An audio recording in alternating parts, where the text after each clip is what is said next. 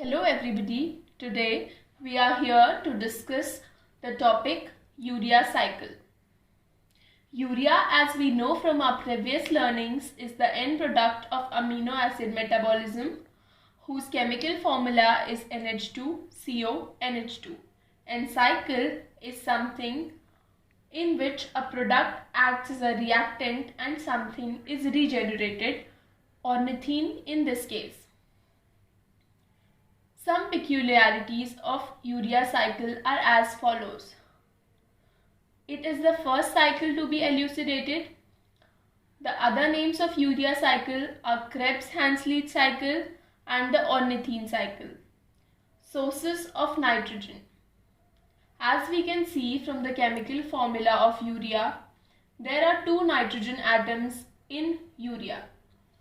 The first nitrogen is directly derived from the nitrogen of ammonia, and the second nitrogen is derived from the alpha amino group of aspartic acid. Urea cycle proper. Urea cycle is the process of formation of urea with the condensation of ammonia and CO2 in the presence of the mitochondrial enzyme CPS1. CPS1. This is the first step of urea cycle, which is the rate limiting step and is allosterically regulated. So this is the key step of the urea cycle. Also, there exists another enzyme with the name CPS2, which is involved in pyrimidine synthesis. The carbamoyl phosphate, so synthesized with the help of CPS1 present in the mitochondrial matrix, combines with ornithine with the help of ornithine transcarbamylase enzyme to form citrulline. Citrulline is a special compound because it is not found in tissue and blood but is present in milk. The deficiency of ornithine transcarbamylase enzyme results in hyperammonemia type 2.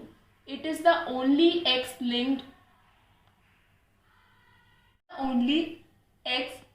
trait in the whole urea cycle disorders. It is characterized by triple H syndrome, which is hyperammonemia, hyperornithinemia and homocitrulinemia. Ornithine transporter also plays an important role in this cycle. It transports the ornithine present in the cytoplasm to the mitochondria, and the deficiency of this enzyme results in hyperornithinemia. Citrulline, so produced, condenses with aspartic acid in the presence of argininosuccinate synthetase to produce argininosuccinate. As the name suggests, the enzyme uses ATP to form argininosuccinate. The deficiency of this enzyme results in citrullinemia. Since citrulline cannot be converted into argininosuccinate, two ATPs are used in this process as two high energy phosphates are being taken away. The inorganic pyrophosphate so generated acts as the inhibitor. Argininosuccinate is further acted upon by argininosuccinate lyase and it is cleaved to form arginine and fumarate. The fumarate so generated is involved in the TCA cycle and it is oxidized to oxaloacetate to produce 1 NADH, which finally gives 2.5 ATP. The arginine so generated is acted upon by arginase to produce urea, and ornithine is regenerated so that the cycle continues in a regular fashion. The enzyme used here is arginase, and the deficiency of this enzyme results in hyperargininemia. To the energetics of the urea cycle.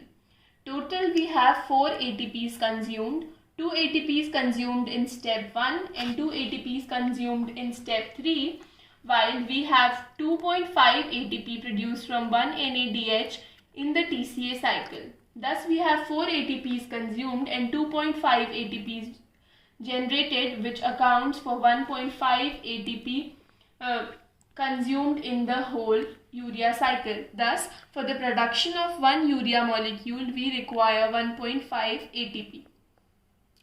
Coming on to the regulation of urea cycle. The regulation is of two types, that is coarse and fine. In coarse regulation, protein content in the diet decides the amount of urea cycle enzymes. Like in starvation, there is more protein catabolism, so there is an increased amount of urea cycle enzymes. Coming on to fine regulation. Fine regulation is regulated with the step 1, which was the rate limiting step of the whole urea cycle. The enzyme here was CPS1, which is positively regulated by NAG, that is N-acetyl glutamate. N-acetyl glutamate is formed by glutamic acid and acetyl-CoA in the presence of NAG synthase. NAG synthase in turn is positively regulated by arginine. So, arginine favors the formation of NAG and NAG favors the formation of CPS1, thus increasing the activity of urea cycle. Compartmentalization. First two enzymes are mitochondrial, that is the CPS1 and the OTC, while the other enzymes of urea cycle are all cytoplasmic. Fumarase is mitochondrial, while other enzymes, the other three enzymes are cytosolic. Thus, fumarase activity does not interfere with that of argininosuccinate lyase.